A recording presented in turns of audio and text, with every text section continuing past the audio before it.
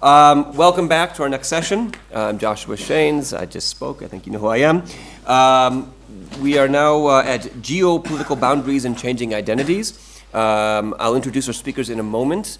We'll have the opening lecture will be about 45 minutes, so we'll go till about 12:25, and then our respondents will give their response or discussants with their response, and we'll have time for a conversation.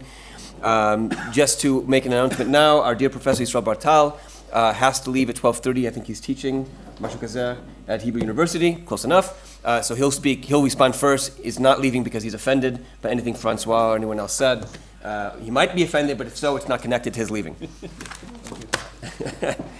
Our main speaker today is François Guesnet. François Guesnet is Professor of Modern Jewish History in the Department of Hebrew and Jewish Studies at University College London. He specializes in the early modern and 19th century history of East European and more specifically Polish Jews. He is co-chair of the editorial board of Pauline Studies in Polish Jewry, chairman of the Institute for Polish Jewish Studies, and serves on the executive committee of the European Association for Jewish Studies. His book publications include Polnische Juden im 19. Jahrhundert, Lebensbedingungen, Rechtsnormen und Organisation im Wandel. I hope I got that right. That's 1998. Der Fremde als Nachbar, Polnische Positionen zur jüdischen Präsenz in Polen, 2009. And with Gwyneth Jones, Anti-Semitism in an Era of Transition, The Case of Post-Communist Eastern Europe, 2014. Together with Glenn Diner, he published Warsaw, the Jewish Metropolis, Studies in Honor of the 70th Birthday of Professor Antoni Polański, and the volume Negotiating Religion, Cross-Disciplinary Perspectives, co-edited with Cecile Laborde and Lois Lee, 2017. After his presentation, titled Between Communal Mandate and Political Opportunity, Jewish Intercession in Early Modern and 19th Century Europe, we'll have responses from Professors Gershon Hundert and Israel Bartal. Quoting Professor Hundert from yesterday, if I have to introduce them to you, you might be in the wrong room.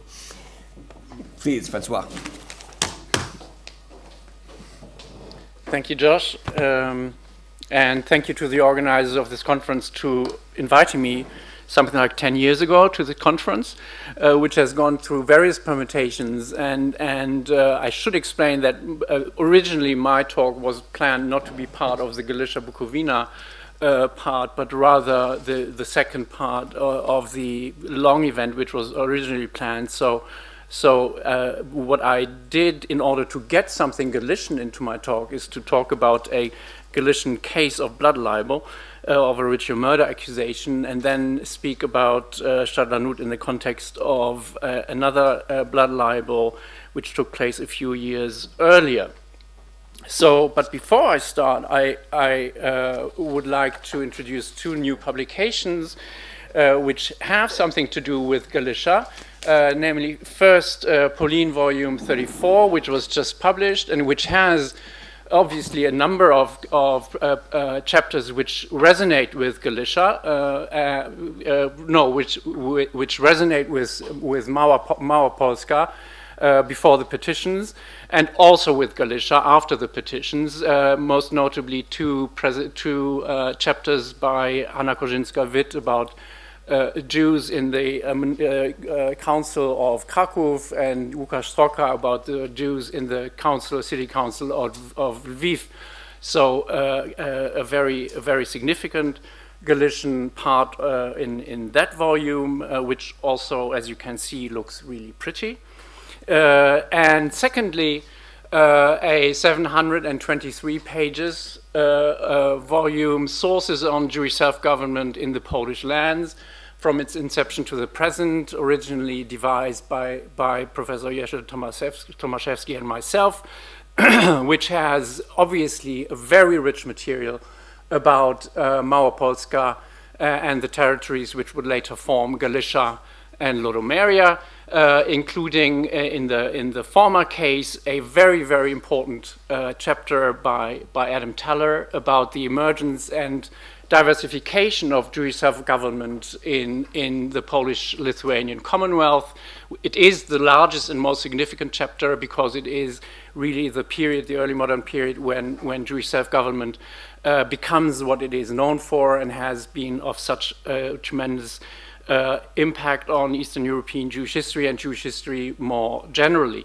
And obviously, there's also a chapter about the Austrian petition, so Galicia, by Wacław Wierzbieniec from the University of Rzeszów, a very fine chapter zooming in on Galicia.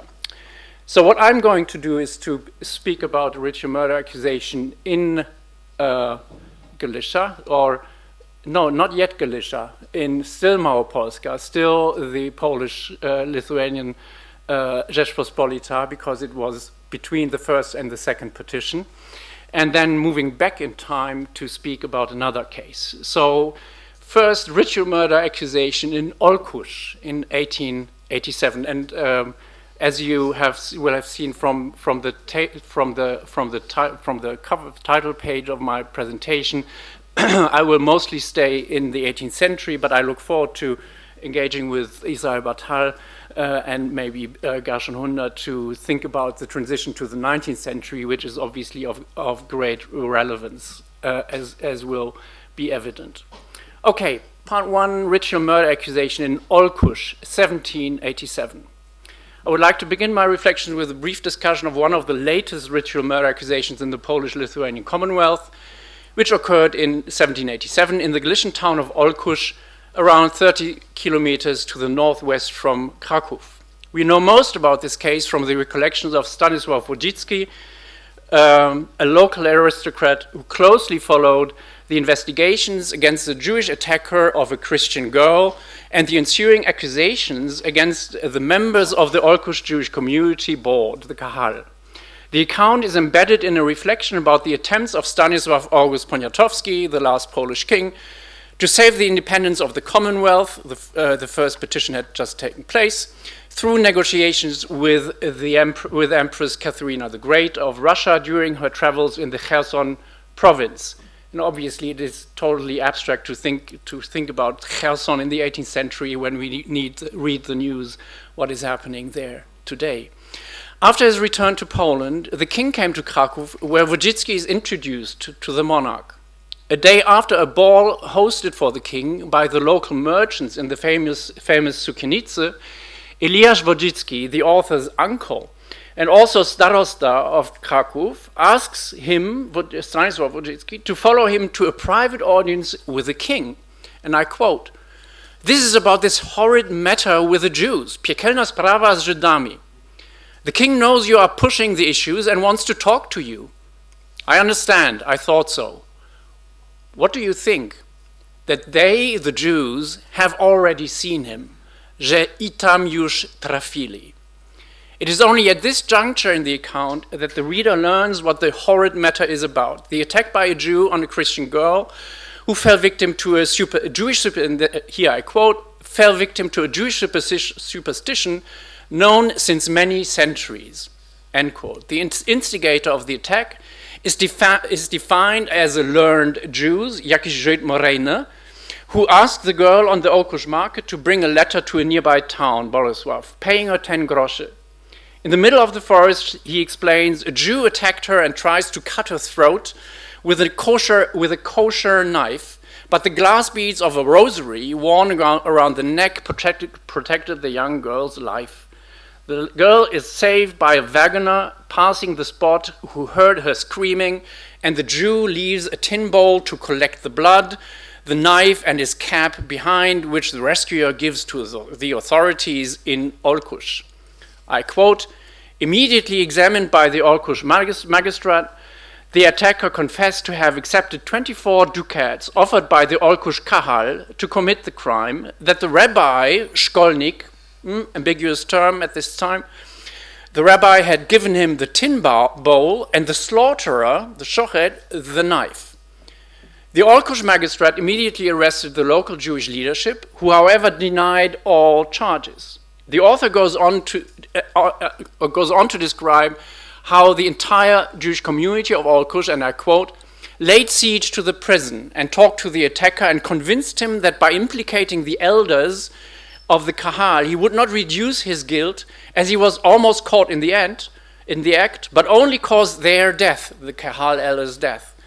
Some cursed him, others threatened him with the torments he would suffer in the afterworld, and that Abraham will reject him, and Isaac and other patriarchs will curse him, and will call on Jehovah for the worst possible punishment for the traitor. Others had mercy on him and implored him to withdraw his first statement as the result of fear. End quote. Indeed, the attacker withdraws his confession. Wojcicki, at the time 24 years old, is sent by his father to Krakow to pursue this matter further. In contrast to the zeitgeist, which considered ritual murder a fantasy born from fanatical Catholicism, as the author himself caricatures the enlightened position on this, the author was always persuaded that this crime of using innocent Christian blood for matzahs was a fact, and this last incident in Olkusz only confirmed it for me. End quote. Wojcicki's attempt to press the case were not successful.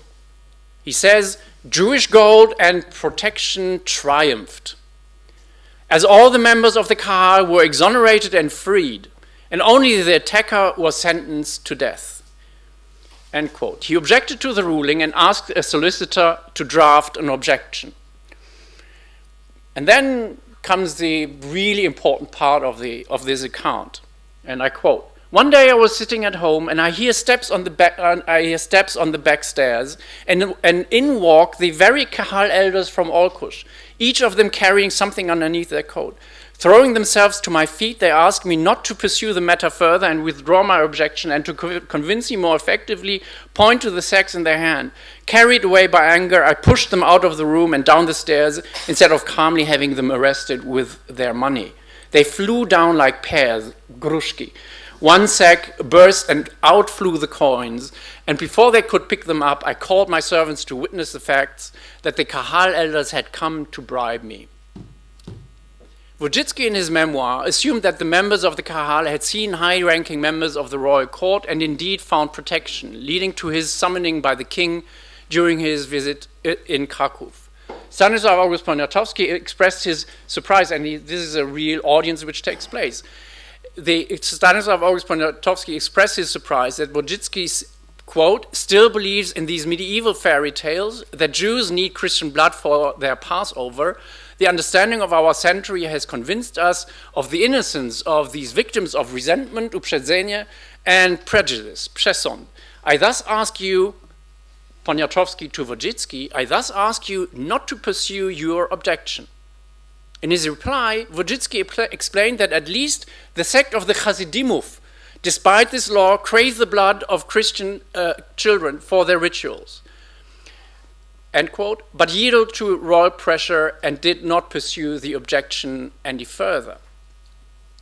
A few observations about how Stanislaw Wojcicki, this Galician nobleman of the period of the petition, or this pre-Galician nobleman of the period of the petitions, presented his encounter with what we have grown used to call Jewish agency. My focus in the reflections which follow is the interdependence between Jewish communal leadership and intercession, whether on behalf of individuals or of the collective. It is quite apparent that the author or his editor strives to project considerable expertise in Jewish matters, is using terms such as moreh or matzahs, identifying the different roles in the Jewish community, the religious references in the alleged interactions between the arrested defendant and members of the community, aspects of kashrut, special knife for slaughter, emptying of blood vessels after slaughtering, and the existence of a particular Jewish sect, which all bolster his claims concerning the veracity of the ritual murder accusation. He also is in no doubt that the attempted murder implicates the entire Jewish community, represented by their leaders, the Kahal. Once we strip Wojcicki's account of the layers of obvious bias, a few elements of the way the Jewish community leadership of Olkusz reacted to the ritual murder accusation stand out. As had been the case for many generations, the local authorities gave credence to the allegations of the accused that the Jewish communal leaders had instigated the attack. The Jews of Olkusz, a small but well-established pre-Galician Jewish community, reacted immediately and forcefully by laying siege to the local prison and taking advantage of the fact that the attacker, as well as the members of the Kahal, were kept in the same prison cell to persuade the former to withdraw his confession. The succession of events is not entirely clear from this only narrative source we have on this case, but it seems that the members of the Kahal, once released, attempted to placate Wojcicki, whom they considered an immediate threat to the community through bribes. As this intervention does not achieve the desired result, spokespeople were delegated to the royal court, residing temporarily in Krakow during the king's visit. Circumventing inimical local authorities as well as the local conservative nobility of the ilk of Wojcicki, they succeeded in prompting a personal intervention of the king, of Stanislaw August Poniatowski, probably mediated by Christian courtiers known to be accessible to Jewish intercession. I can't go into the details of the networks about which the Jewish community was aware, but I could give you a couple of names which were in the entourage of Poniatowski who were receptive to Jewish intercession. In a moment of acute danger, the intercession by a small but experienced community was able to achieve the leverage to overcome the challenge. The Jewish community of Krakow commissioned a panegyric song celebrating Poniatowski's commitment to the greater good. I quote, "Thanks to you, the offensive prejudice has no more place that we are responsible for shedding innocent blood." So that's a very high honor bestowed on successful intercessors. We have quite a number of examples for that, but here bestowed to the King of Poland. And I now want to move back in time to the case of another ritual murder accusation in Warsaw in 1774, so just after the first petition. And this is actually a very significant detail, and the first petition is not a detail, a very, very important fact for the political dynamic of the time. In the following section, I would like to contrast the successful intervention of the Olkusz community with a similar but different challenge: the intervention of Jews in Warsaw to save the defendants in a different ritual murder accusation, the one in Grabie in 1774. Before going into the details of this earlier case, I should describe the wider context in some broad strokes. The tendency to implicate and target communal leaders in the context of ritual murder accusations had grown in frequency and severity across the Polish and Lithuanian lands, and from the early 18th century, the Polish Jewish leadership sought to confront ritual murder accusations with a more assertive involvement in the public sphere. Thus, in 1710, the Council of Four Lands intervened with the godmother of Jan Serafinowicz, a convert from Judaism, who repeated the blood libel and claimed to have participated in a ritual murder. The council requested a public disputation to refute these accusations, realizing that Serafinovich's claims would be particularly damaging. The request was granted, but the disputation did not take place as the calumniator refused to participate. In consequence of two exceptionally gruesome cases of ritual murder accusations in the mid-18th century in Żytomierz in 1753 and in Jampol in 1756, the council sent a surviving defendant, Asher Selig, as an intercessor to Rome in order to obtain another missive from the Holy See about the unfoundedness of the calumniations. And obviously, we know much more about these intercessions from Pavel Maciejko's study about Jacob Frank. The receptiveness of the Holy See to this intercession may well have been a factor in shaping the intervention to save the Jews in the case of the Grabie ritual murder accusation, as Mark Dateter has recently shown, and as I will explain in a moment. Additional pressure on the Polish Jewish community resulted from the highly publicized disputations between the followers of Jacob Frank and representatives of the Council of Four Lands in Lviv in 1759. The so-called contra-Talmudists claimed that the use of Christian blood actually constituted a principle of Talmudic law. In consequence of all this, the council commissioned the publication of a small volume containing a refutation of the blood libel by King Sigismund III of 1592, a letter by the head of the Holy Office, Cardinal Corsini, the nuncio in Poland, Visconti, and the letter of Visconti to the Saxonian plenipotentiary in Poland, Count Brühl. This small volume, Documenta Judaeis in Polonia, Was it already there? Oops. No, I have the title page. Yep. Concernienta, published in 1763 by Meir Jevelovich, identified as senior Catus Judaici in Regno Polonia among the delegates to the Council of Foreign Lands. Its publication was an attempt to limit the damage and to gain leverage through the public sphere. The documents were published both in their Latin original and in Polish translation, which is quite significant. Rather than pleading privately with the prominent aristocrats of the king, the editors of this publication recognized that the battleground of the fate of the Jews had shifted toward the public sphere. In the spring of 1774, Jews from the village of Grabie were accused of killing a Christian girl. Two Jewish leaseholders, Jakub Notkovich and Jakub Józefowicz, were accused by a neighbor of conspiring to abduct and kill the girl for ritual purposes. Members of their families arrested during the investigation conducted by a local administrator, including 2 underage children, were subjected to torture. Members of the families in confinement confessed to the murder, and all defendants were transported to Warsaw for their trial, despite glaring disparities between the obvious facts, the accusations by the neighbor, and the confessions. The archives of the royal court, the Zbiór Popielów, contain several core records about the mobilization among the Jews of Warsaw, as well as materials pertaining to the court case. Among these is the report by the local official seeking to demonstrate to have conducted a successful investigation. 2 petitions by Vasovian Jews reflect the considerable degree of mobilization, as they refer to numerous today non-existing documents which the royal court had received over time. Both documents, and this is really the crux of the matter for my argument, both documents are signed by the Jews resident in Warsaw, as at the time, Jews in the capital had no residence rights outside of the grounds of their noble patrons, which means living in the juridiki, and therefore would not have a legal representation in the form of a community board, a kahal. As the case of Olkusz has shown, this recognized governing body of the pre-partition Jewish communities in the Rzeczpospolita was able to function with efficiency and fast if necessary, and its absence has undoubtedly impact on the efforts in the Grabie case. Both petitions go at considerable length to deplore the use of torture and call upon the king to request a new investigation conducted without this cruel instrument ostracized throughout the civilized world. The folder also contains the prosecution in print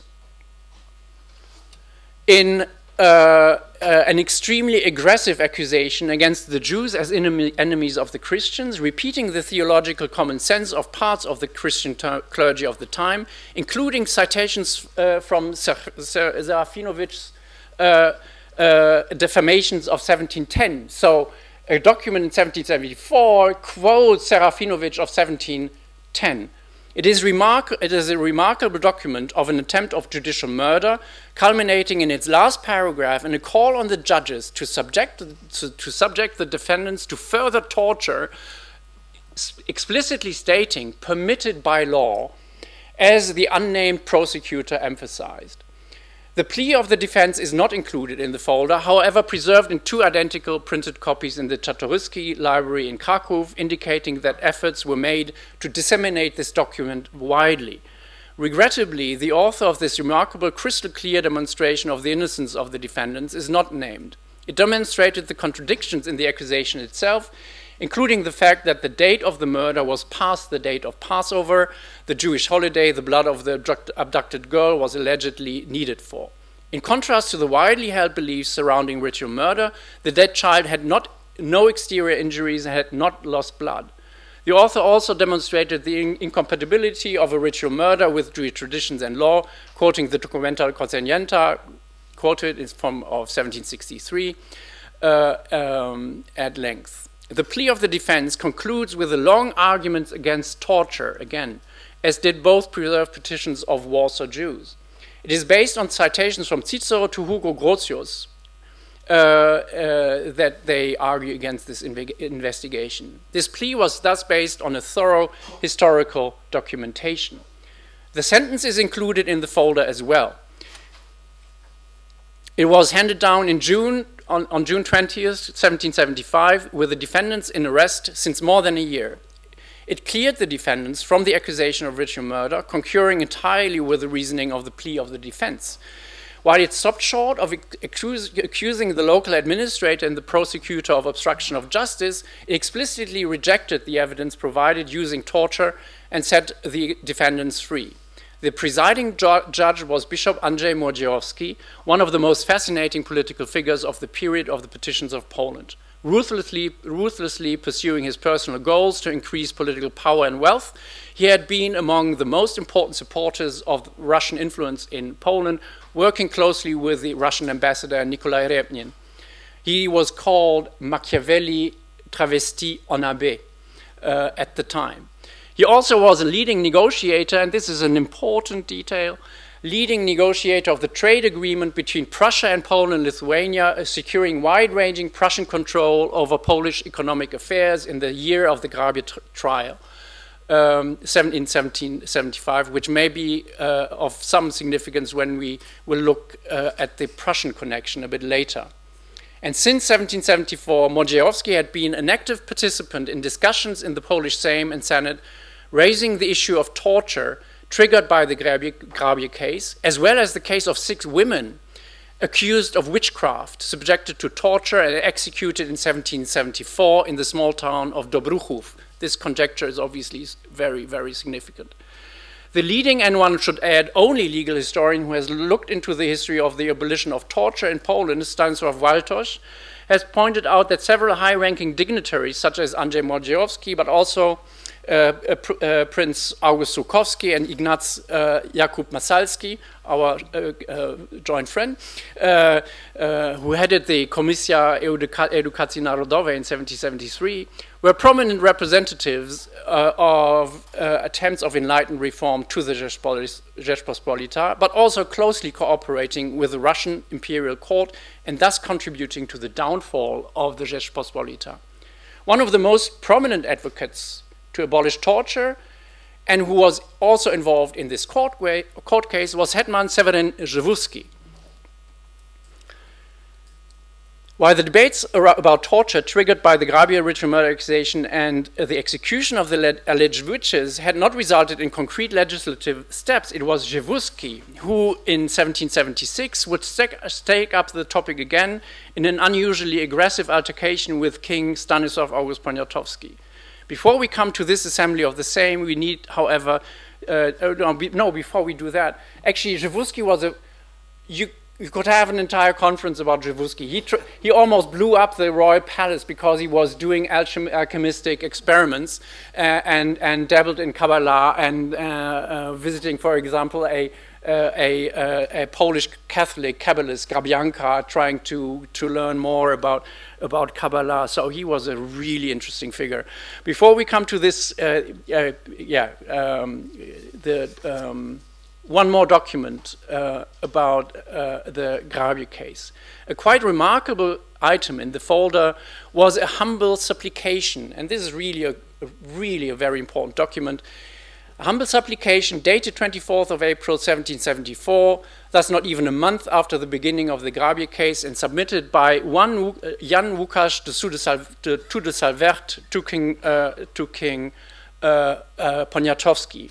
Being free of the prejudices which only spread discord and strife, the author proposes in his introduction to make the people speak, the laws and principles of which are rather well known to me. So here is somebody who presents himself as an intercessor on behalf of the Jews. The short treatise defines it as defense of the Jews and starts out its argument with the observation that no Jewish law exists which would suggest or impose the consumption of blood for its use or its use for ritual purposes.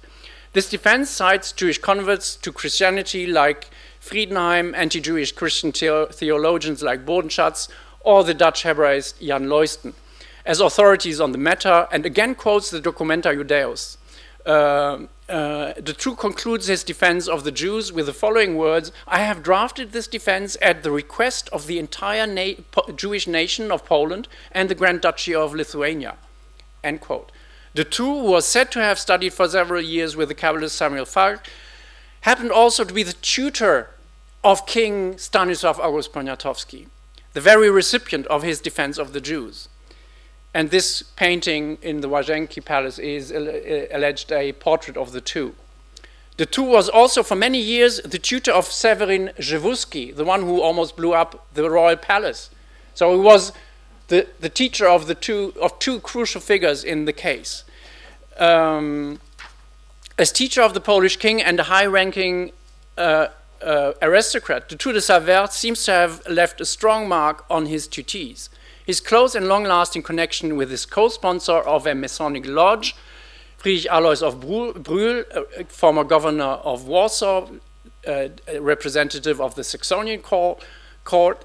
He was very well connected in the highest echelons of Polish and Saxonian society, and this may be a good explanation why Jews had chosen him to speak on their behalf. What is interesting here is where does this message of the two come from? And I mean, I've just been to Warsaw and have read up further on the Tour de Savert, which is a really fascinating figure, maybe of Jewish background. We don't know. But the letter which he hands over to the king, where does it come from? And I argue here that there is reason to believe that it is none other than Moses Mendelssohn, the leading representative of the Prussian Jewish Enlightenment, who authored or co-authored this letter. Mendelssohn may have well played an important role in this complex rescue operation for the Jews of Garbia. So,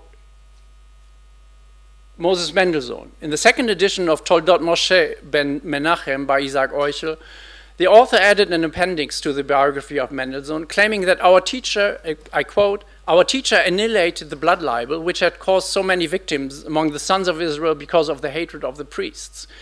He then goes on to tell the anecdote of Isaac Halevi from Satanov paying a visit to Mendelssohn when they are told that the papers report about the arrest of two Jews near Warsaw for a ritual murder, the Grabie case.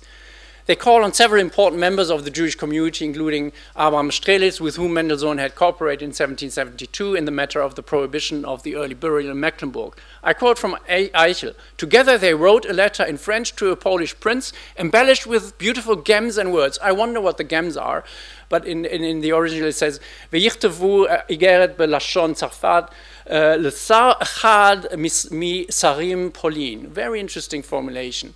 And requested from him that he eradicates the belief in this libelous accusation from those who believe in it, so that no innocent blood will be spilled. And the prince listened to their words and acted in his own wisdom.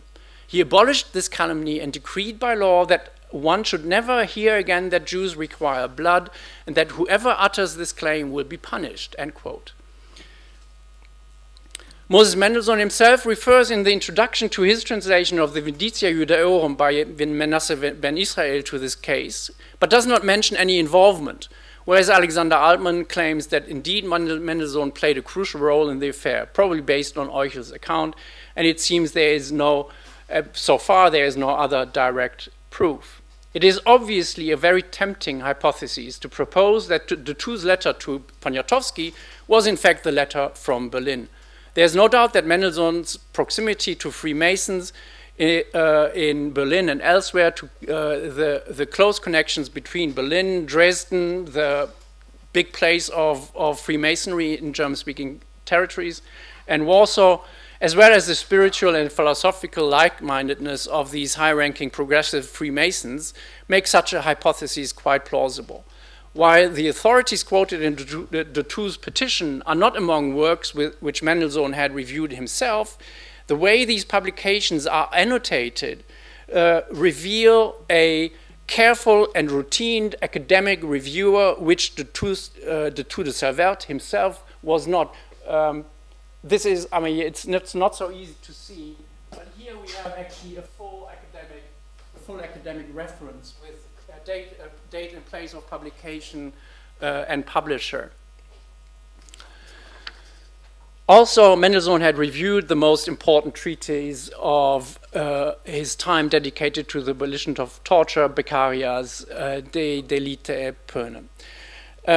I think, how much time do I have? 5 minutes? Okay. So Mendelssohn is obviously fully engaged in the debate around the implications of torture for ritual murder accusations, and obviously at this point in time somebody who had intervened on behalf of Jewish communities on a number of occasions and in different ways. So far, there is no unequivocal proof that he has actually authored this letter, but I'm at work right now. In a recent survey of the history of the blood libel, Magda Teter discusses further evidence on the efforts of the Jews of Warsaw to save the defendants in the Grabie case by letters from unidentified Jewish leaders to the Papal Nuncio in Warsaw, Giuseppe Garampi, hoping that he would publish a formal decree declaring the Jews' innocence. What is interesting, although the Jews write thrice to the Nuncio in Warsaw, there is no evidence whatsoever. I mean, Magda found these documents in the Vatican archives. There is no evidence whatsoever that there was any ever correspondence back to Warsaw from the Holy See on the matter. The Teter concludes that ritual murder accusations did not become less frequent in pre-modern Poland because of papal interventions. Yeah, I agree with that. I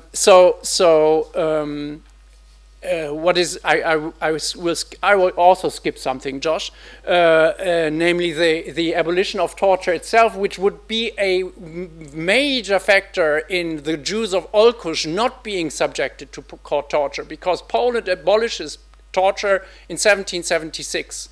And it is, I don't go into the details of how it happened. It happened in a very unusual way, not the usual process of legislation. Stanislaw August Poniatowski proposes this legislation after quite a tumultuous session of the Sejm, in which he was attacked by Seweryn Rzewuski, the guy who almost blew up the royal palace. So, but they were actually on the same page in the matters of abolition of torture. So they were both enlightened politicians, if you want, but they were politically on different planets in thinking about the Rzeczpospolita. But I don't go into the details of this in order to have a bit more time for discussion. Just very briefly, Poniatowski was terribly proud of having abolished torture, and he has actually a medal minted, celebrating the fact that he abolished torture. The minter, the guy who actually stencils the coin, is called Holzhauser, is a German whatever, medalist, thank you, and actually is the head of all the Freemasons in Warsaw. He admits the king to the most prestigious Freemasons lodge 1 year later, in 1777. So this is all very complicated, but also very fascinating. Concluding thoughts, the two cases of ritual murder accusations in 18th century Poland reflect the dynamic of the political and cultural developments of the time, but also the lasting impact of the pre-partition constitutional framework. The impressive efforts undertaken in defense of the Jews of Grabie in 1774 eventually led to a significant achievement which would also impact on the ritual murder accusation in Olkusz in 1787, the abolition of torture, the single most important tool to extract a confession from wrongly accused Jews.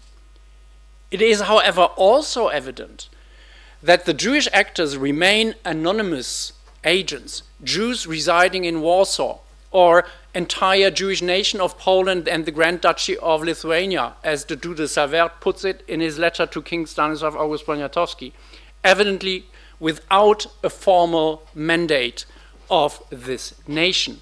The intervention from Prussian Jews, possibly Moses Mendelssohn, is likely, but was equally undertaken as an ad hoc intervention without a mandate other than a plea for mercy.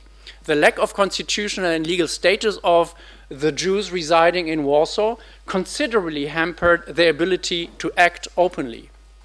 The Kahal of Olkusz, in contrast, falsely accused by the local authorities and harassed by the local nobility, stood its ground in court, and on top of this was able to effectively navigate the antechambers of the aristocracy and the royal court, thus illustrating the legal and constitutional significance of the establishment of Jewish communities.